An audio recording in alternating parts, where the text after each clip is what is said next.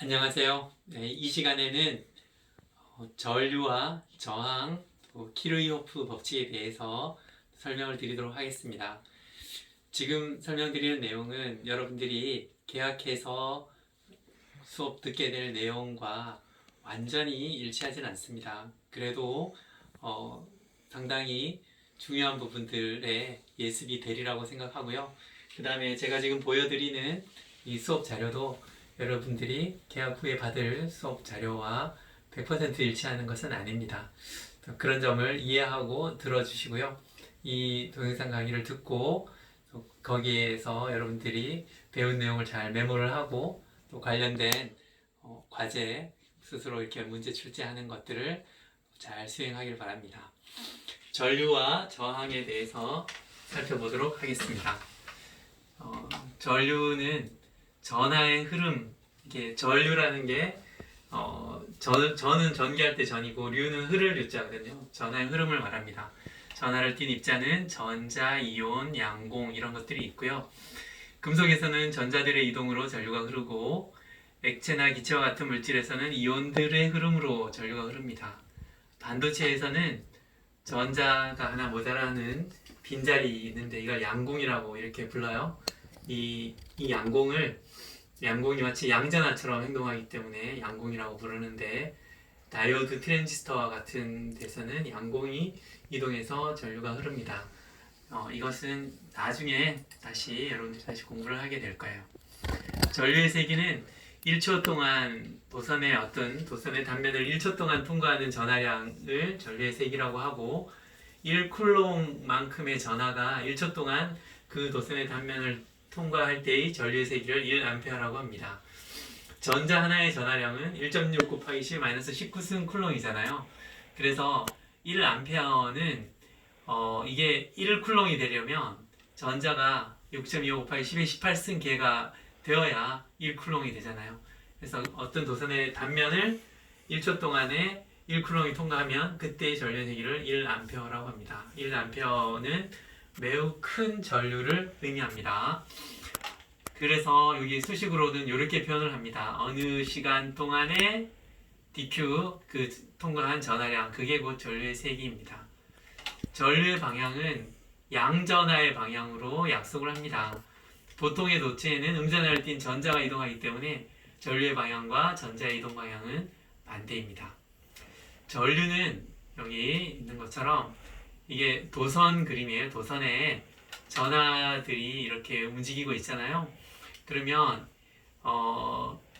원래 도선이 도체이기 때문에 도체 내부에 도체를 이렇게 삥 돌아가면서 하나의 어떤 회로를 만들면 그 도선 위에 모든 점에서 전위가 같습니다. 그러니까 도체는 도체 내부의 전기장이 0이라고 이렇게 배웠죠. 그리고 도체 안에서의 전위는 모두 다 같거든요. 그런데 이 도선의 양 끝에 건전지를 연결하면 회로상의 모든 점에 전위가 같지 않습니다. 그러니까 건전지가 없을 경우에는 이게 다 도체로 이렇게 쭉 이렇게 되어 있으니까 이게 모두 다 전위가 같고 전류가 흐르지 않지만 중간에 건전지를 연결하면 전위가 다 다르고 그 말은 그 도체 내에 전기장이 있다는 얘기예요. 도체 내에 전기장이 있으면 전기장에 의해서 전자는 힘을 받겠죠. 그래서 흐릅니다. 그게 전류인 거죠. 그러니까 전하가 흘러가는 경우를 전류라고 하고 흐르지 않고 가만히 있는 경우를 정전기라고 이렇게 불러요. 정전기 상황. 전기가 멈춰 있다. 그 두 상황은 달라요. 여러분들이 이전에 그러니까 1학년 2학기 때 전기에 대해서 배울 때는 주로 정전기적인 상황을 배웠고 지금은 전하가 흘러가는 상황을 배우는 거예요. 그래서 전기장은 도체 내 전하 운반자의 힘을 작용해서 흐르게 되는 겁니다. 그러면 여기 이게 도선을 확대해서 보는 거예요. 지금 이 전하가 원래 흘러가는 건 전자잖아요. 전자. 근데 양전하가 흘러간다고 해도 사실 결과적으로 똑같거든요. 어쨌든 전하를 띤 이 전하가 이쪽으로 이렇게 흘러간다고 해봐요. 여기 이렇게 단면적이 있죠. 단면적. 이 단면적에 이 단면적의 전기를 띤 전하들이 이렇게 통과해 갑니다. 그러면 어느 시간 동안 델타 t라는 시간 동안 요 면적을 통과한 전하의 량, 그걸 세는 게 전류거든요. 전류의 정의가 이거잖아요. 전류의 정의는 어느 시간 동안에 그 면적을 통과한 전하량. 이 전하량을 우리가 어떻게 계산할 수 있는가 하면 여기 보면 단위 부피당 전하 운반자의 개수, 단위 부피에 그 흘러가는 전하 운반자, 전자면 전자, 또 양자면 양자나 전자의 개수를 n이라고 이렇게 정해봐요. 어느 부피 동안 이 안에 전자의 개수가 몇 개 있느냐, 그거를 n개라고 이렇게 하면, 그러면 얘가 이렇게 흘러가는 이 속도가 있잖아요. 이 속도가 유동 속도라고 불러요. 흘러가는 속도가 있으면 이 속도에다가 시간을 곱하면 이게 거리잖아요. 그러니까 델타 t라는 시간 동안에 여기 있던 전하는 여기까지 갈 겁니다. 그 말은 이 부피 안에 있는 모든 전하는 이 면적을 통과하게 된다는 얘기예요. 그래서 델타 t 시간 동안에 이 면적을 통과한 전하량은 여기 내부에 있는 전하의 개수를 계산하면 됩니다. 이 내부에 있는 전하의 개수는 이 부피를 구하면 되죠. 부피는 여기 v 델타 t가 요 가로 길이고 x 길이고 a가 면적이니까 이게 부피죠. 여기에다가 n을 곱하면 이게 그 안에 전하 운반자의 개수예요. 거기다가 하나의 전하량 q를 곱하면 이게 요 안에 있는 전하량이죠. 다시 말하면 a를 통과한 전하량이 되는 겁니다. 그래서 델타 t분의 델타 q는 이렇게 되고요. 여기서 델타 t가 지워지면 이렇게 됩니다. n, q, 그다음에 a, v, d 이렇게 돼요. 그래서 요 a라는 이 단면적을 이렇게 나누면 전류 밀도라는 것으로 이렇게 정의하거든요. 그러면 전하 운반자 n, 그 다음에 전하량 q, 그리고 전자가 흘러가는 속도, 이게 유동 속도라고 부르는 이렇게가 곧 전류의 양이 되는 겁니다. 자, 그 다음에 실제로 아까 도선 내에 전자가 이렇게 또는 전하 운반자가 이렇게 흘러간다고 했는데 이렇게 직선으로 흘러가지가 않아요. 사실은 원래는 가만히 있어도 전자들은 제멋대로 막 제자리에서 막 움직이고요. 근데 전기장이 걸린다는 것은 건전지를 연결해서 그 도체 내부에 전류가 흐르도록 이렇게 전위차를 만들어 준다는 거예요. 그러면 전류가 흘러가잖아요. 그러면 여기 이 전자들이 막 불규칙적으로 가면서 조금씩, 지금 전기장이 이렇게 되니까 전자면 반대 방향으로 힘을 받겠죠. 조금씩 힘을 받아서 왔다 갔다 하면서 저쪽으로 조금씩 이렇게 가는 거예요. 그래서 얘가 왔다 갔다 하는 거는 빼고 순수하게 저쪽으로 흘러가는 속도만 계산한 게 유동 속도라고 이렇게 부르는 겁니다. 자, 다음으로 저항에 대해서 이야기할게요. 저항 말하기 전에 전류 밀도, 아까 말한 것처럼 전류를 단위 면적, 그 도선의 단면적으로 나누는 것을 전류 밀도라고 이렇게 정의를 합니다.